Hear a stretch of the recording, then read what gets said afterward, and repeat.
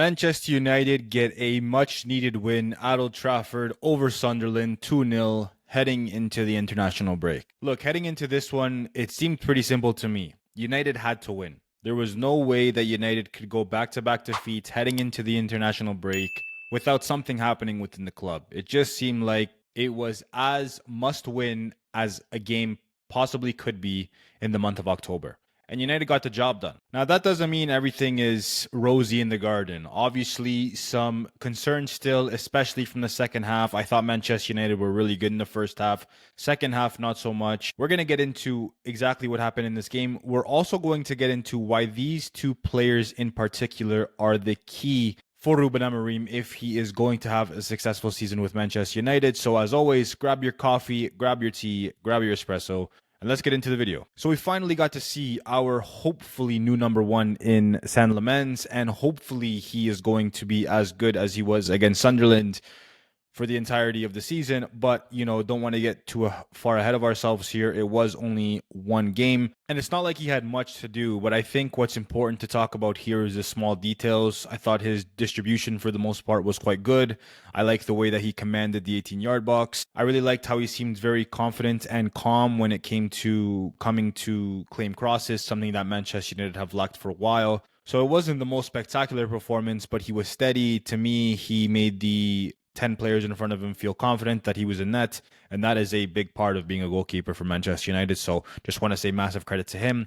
The three across the back line, De Ligt, Yoro, and Luke Shaw. The four across was Ahmad, Bruno, Casemiro, and Dalot, and then the front three was Mason Mount, Benjamin Cesco, and Brian Mbeumo.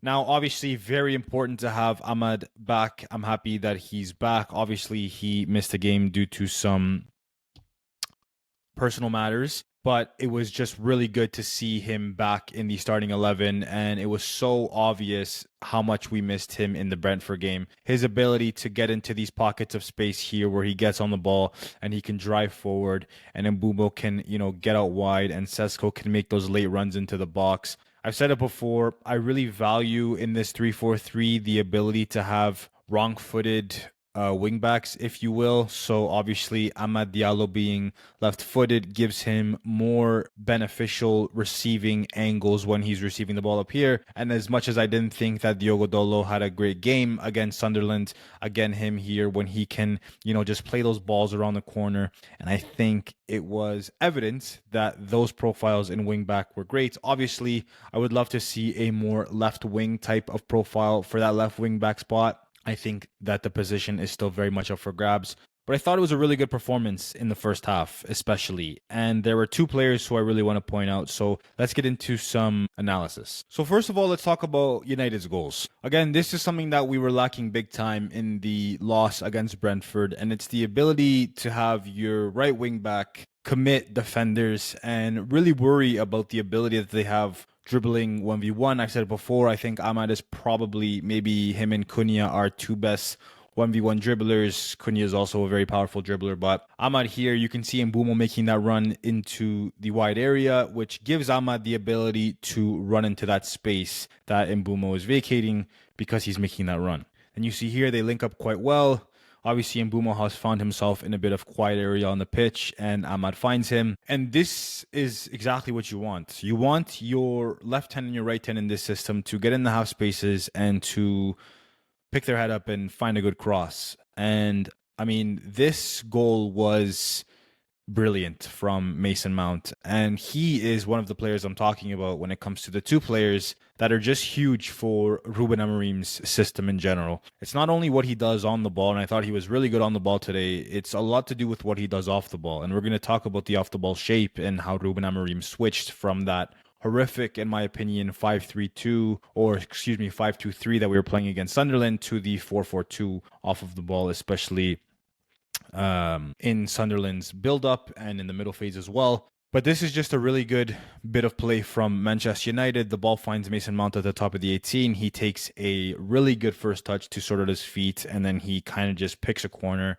and it's a brilliant goal. And I think Mason Mount really is starting to give Ruben Amorim a difficult decision in terms of, who gets that left 10 spot, because I thought he was brilliant yesterday. Now, for the second goal, there's not much to analyze here, really, because Diogo Dalot throws the ball in long. But there was something that we spoke about in the video I released when we were talking about the signing of Benjamin Cesco to Manchester United and, his attributes and what he brings to the side. And there are an abundance of things that he brings to the side. But one of the things that he brings to the side often is he finds these little quiet areas and pockets of space. So you can see here that there are 3 Sunderland players that are going up to try and win this header. And then I believe it's Granit Xhaka there who is marking Lenioro quite tightly.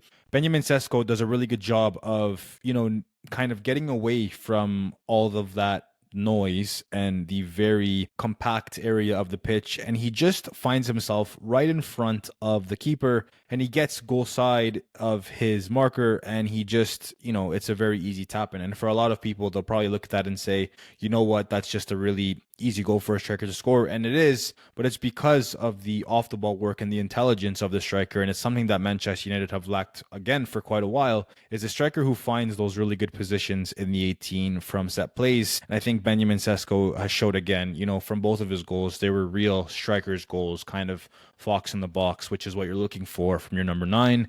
And it's just really good signs from him. And I think, not only his goals in the last 2 games, but I think his overall performance has been a lot better than, let's say, from the very beginning of the season. So let's talk about Benjamin Cesco's importance. And, Ruben Amorim was asked in the presser after the game about Cesco and, what he brings to the side and things like that. And what Ruben was basically saying was he's there for every single ball. So every single time United were looking to go long, and Sunderland's manager alluded to the fact that they were having a really hard time dealing with United's directness, Cesco was at the forefront of all of that. So once again, I got to praise Laments here because I think he was really good, not only with his, cross-claiming, he made a couple of good saves, but his distribution was quite good as well, especially in his first game for Manchester United at home. It's in a tough situation. It can be quite nervy for a keeper because obviously their mistakes are, really spoken about, because a keeper mistake will typically end up in the back of your own net. So Lamens goes long here, and this is exactly, again, what I'm talking about. This doesn't lead to anything. It's a flick on from Cesco, and Mbeumo runs in behind. But this is exactly what we saw against Chelsea that saw Robert Sanchez get sent off. It's one ball, Cesco gets a flick on, and Mbeumo with his pace and his directness runs in behind. In that instance, we got Robert Sanchez got sent off, and in this instance, it doesn't come to much. But this is what it is, and these are the small things. They're not the most pretty things. They don't show on the score sheet, but these are really important moments in a game of football for your team to create chances just from a goal kick. And Benjamin Cesco, with his size, we've spoken about his athleticism, really gives Manchester United that outlet, which is key, especially in Ruben Amorim's system. Again, something we touched on in the video when we were discussing Cesco to United was his ability to fend off defenders, use his body to, create that little bit of separation, set himself for that good first touch, and then get the ball out wide, which is exactly what he does. He fights off the defender who's, quite tight to him. And just like that, United are out. Ahmad, again, is the out ball. And now you can see that United are looking to transition and create the attack. So that all comes from Cesco's ability to not only hold the ball up, but collect his feet and get a ball out wide. Again, it's very small details, but these small details are very important over the course of a 90-minute match. Again, I want to talk a little bit about the 4-4-2 off of the ball. So we spoke about the Brentford game, and it was more so me just talking about the fact that I really didn't like United's off the ball shape, and I think it made the game a lot easier for Brentford to kind of play through Manchester United. And I got to say, I was quite pleased when I saw what I saw from United in this game, and I think this is the way forward for Ruben Amorim, and I just really want him to stick with it. Whether it's Mount or Cunha in this spot in the left side, whether it's Casemiro, Ugarte, or Kobe playing alongside Bruno Fernandes, whoever it is playing in the wing-back spot on the right-hand side in this game, obviously it's Ahmad. This setup, when either Sunderland are in the first phase or they're in the middle phase, it just makes it a lot more difficult for oppositions to play through because there's less gaps with the 3-2-5. With a 5-2-3. there are way more gaps. There are way more gaps not only for the front players, but also for the defenders in behind to cover if and when the opposition can play through the lines. And it just makes it a lot easier when United set up like this. And what I mean by that is just look at the compactness when you look at this. Obviously, you have Mount and you have Ahmad ready to jump to the fullbacks. You have Mbumo and you have Cesco marking the two center halves. It makes Bruno's role a lot easier because we know he likes to lead the press. We know he likes to jump up here and really start the attack from the press, and that's good. You have Dalot who can invert here and mark this player. And then we've seen multiple times before United go man for man when it comes to the opposition leaving three up front. And I think we're quite comfortable with this line of three here defending the front three. So it's just a lot more compact compared to when you have the Mbumo, Cesco, and it's mostly Cunha, but for this game, it was Mason Mount. When you have something like this, and you're playing with, Ahmad and Dalot a little bit more pinned, and, there's just way more gaps. The holding midfielder can kind of come across here into these zones and pick up the pass. You can kind of create overloads if you're the opposition, whereas Manchester United are a lot more compact when they go 4-4-2 off the ball. And I think it's shown time and time again that it's a recipe for success for Manchester United. I just hope that Ruben Amorim will stick to it. Now, again, it's not all sunshines and rainbows. This wasn't the most perfect performance. This wasn't, a game to decide that Manchester United are back. United still have a long way to go. But what's important right now is picking up 3 points. And I know you'll see a lot of negativity basically anywhere you look when it comes to United, win, lose, or draw. But again, I've said it time and time before, that's not what this channel is for. These players will get credit when they play well. The manager will get credit when I think he sets the team up the right way and they get the results. And, there will be room for discussion when they don't play the right way, when they're not winning every duel, when they're not going in to win every duel, when they don't have the intensity and Ruben doesn't set the team up the right way. All those things. It's not just about having your way of thinking and you stick with that. I think that you have to find a balance, and that's what I try to do on this channel. So again, it's a huge 3 points heading into the international break, and it doesn't get any easier when we come back from international break. Obviously, United's next game is Anfield away, and that is a massive, massive test. Last season, we got a 2-2 draw there in a game where we very easily could have and potentially should have won. Liverpool are coming off the back of 3 straight losses. So, there's questions on both sides. Obviously, Liverpool are the defending Premier League champions, so it's never easy, especially to go to Anfield and get a result. But Manchester United are going to have to find a way to get a result.